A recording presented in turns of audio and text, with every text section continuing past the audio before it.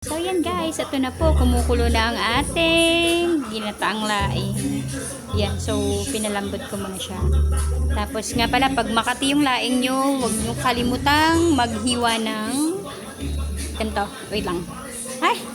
Huwag nyo kalimutang maghiwa ng kalamansi. Yan, so yan yung pangpatay. Pangpatay, bakit mabuhay ba?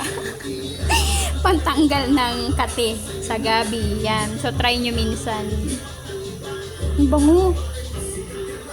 Ako lang pala nakaamoy. Pero sobrang bango. Grabe guys. Try nyo lutuin to. Para ma-experience nyo rin yung bango ng binilad na gabi. Napakabango. Ayan. So guys, eto na. Nilagay ko na yung ano natin. Yung dilis. Yan. Ito yung itsura niya.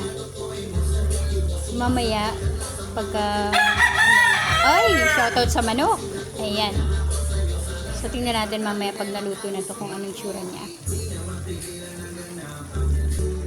Ayan guys. So, nilagay ko na dyan yung laman ng gabi.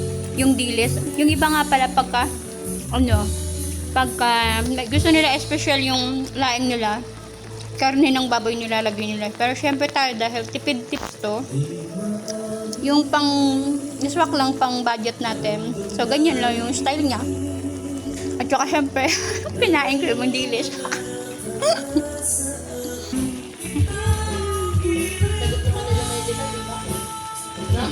Bango. Ayan guys, so nailagay ko na yung ating gata. Ganyan yung itsura niya. Optional lang po, pwede yung lagyan ng sili. Pero kung may mga bata kayo sa bahay, huwag nyo lalagyan ng sili, baka yung sila makakain. Kaya manghang yun. Ayan.